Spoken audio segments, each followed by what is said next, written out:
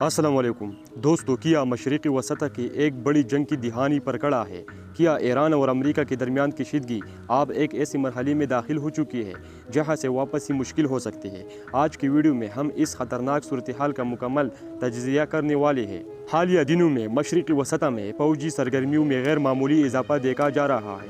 مختلف رپورٹس کے مطابق خطے میں موجود امریکی فوجی اڈوں کو ہائی الرٹ پر رکھا گیا ہے، جبکہ ایران نے بھی اپنے دفاعی نظام اور میزائل فورس کو تیار حالات میں رکھا ہوا ہے۔ اگر ہم نقشے کو دیکھیں تو ہمیں اندازہ ہوتا ہے کہ امریکہ نے خلیجی ممالک میں کئی اہم فوجی اڈے قائم کیے ہوئے ہیں۔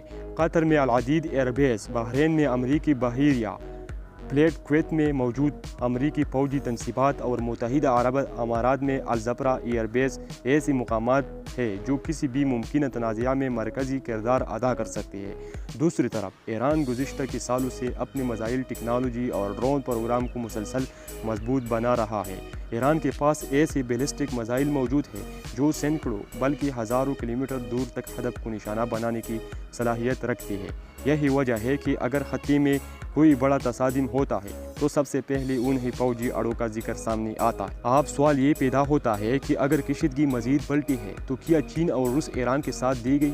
عالمی تجزیہ کاروں کے مطابق چین اور روس ایران کی قریب شراکت دار ضروری ہے، لیکن ان کا براہ راست امریکہ کے خلاف جنگ میں شامل ہونا عالمی سطح پر ایک بہت بڑی تصادم کو جنم دے سکتا ہے۔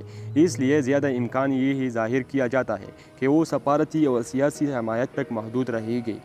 اگر مشرق وسط میں واقعی ایک بڑی جنگ شروع ہوتی ہے تو اس کے اثرات پوری دنیا پر پڑ سکتے ہیں۔ عالمی منڈی میں تیل کی قیمت بڑھ سکتی ہے، عالمی تجارت متاثر ہو سکتی ہے اور کئی ممالک کی معیشت پر اس کے سنگین اثرات پڑ سکتے ہیں۔ اس لیے دنیا بھر کی نظریں اس وقت ایسے خطے پر مرکوز ہے اور آنے والے دن اس صورتحال کو مزید واضح کر سکتے ہیں کہ آیا یہ کشیدگی کم ہوگی یا دنیا ایک نئی بحران کی طرف بڑھ رہی ہے۔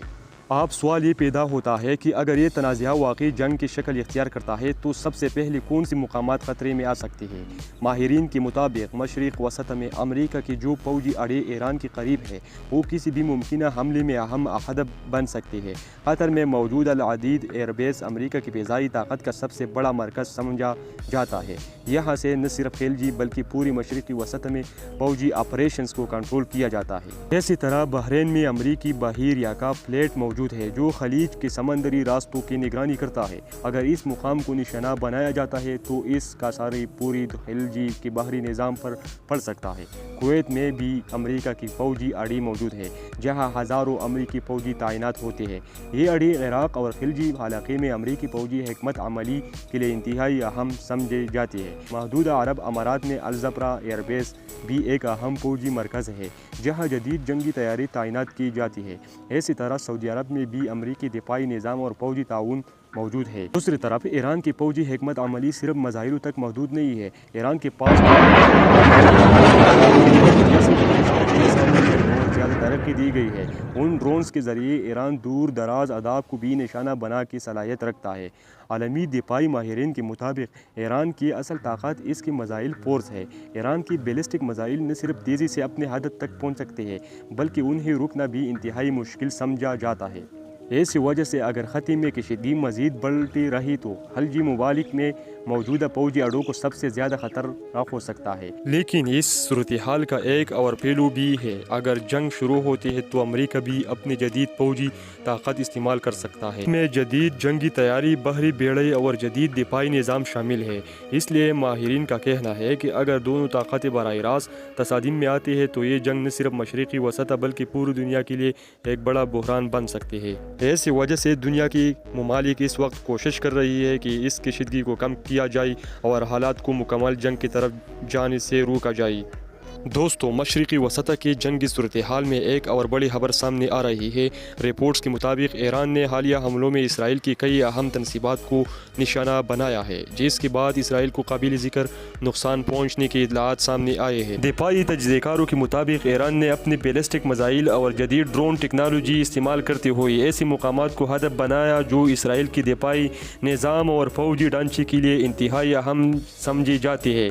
उन हमलों के बाद इसराइल के मुख्तलिफ इलाकों में इमरजेंसी नाफिज कर दी गई, जबकि सिक्योरिटी फोर्सेस को हाई अलर्ट पर रखा गया है।